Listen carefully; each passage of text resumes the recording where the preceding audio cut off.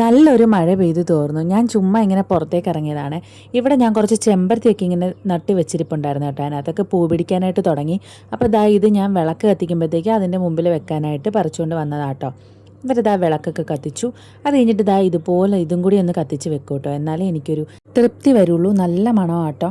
പിന്നെ അകത്തും ഇതുപോലെ ഒരെണ്ണം കത്തിച്ച് വെക്കും. ചില ടൈമിൽ രണ്ടെണ്ണം കത്തിച്ച് വെക്കും. വീട് ഫുള്ള് പുകച്ചെടുക്കും കേട്ടോ. ഈ ഒരു സാധനത്തിൻ്റെ കാര്യം ഞാൻ മുമ്പും പറഞ്ഞിട്ടുള്ളത്. ഇത് മീഷോയിലൊക്കെ ഉണ്ട്. ഇത് പക്ഷേ ഞാൻ ഇവിടെ ഒരു ഉത്സവത്തിന് പോയപ്പോൾ വാങ്ങിച്ച കേട്ടോ. എനിക്ക് നല്ല ഇഷ്ടമാണ്. അത് നല്ല ഭംഗിയാട്ടോ.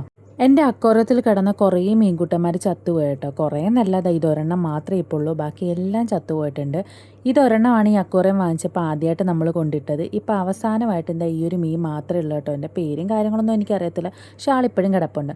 പിന്നെ നമ്മളിതാ ഫുഡ് കഴിക്കാനായിട്ട് പോവാട്ടോ. മന്തിയാണ് ഇന്ന് സ്പെഷ്യലായിട്ട് നമ്മൾ കഴിക്കുന്നത്. നമ്മൾ ഹോസ്പിറ്റലിൽ പോയപ്പോഴത്തേക്ക് വാങ്ങിച്ചുകൊണ്ട് വന്നിട്ടുണ്ടായിരുന്നു കേട്ടോ. മന്തിയല്ല, ശരിക്കും ഇത് മജ്ബൂസ് എന്ന് പറയുന്നൊരു ഐറ്റം കേട്ടോ.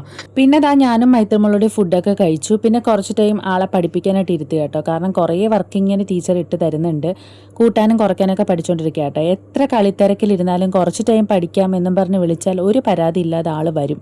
അതുകൊണ്ട് വലിയ ബുദ്ധിമുട്ടൊന്നുമില്ല. അങ്ങനെ ഞങ്ങൾ കുറച്ച് നേരം സ്റ്റഡീസും കാര്യങ്ങളായിട്ടൊക്കെ ഇരുന്നു. ആ സമയം കൊണ്ട് പുറത്ത് തകർത്ത് നല്ല മഴ പെയ്തു കേട്ടോ.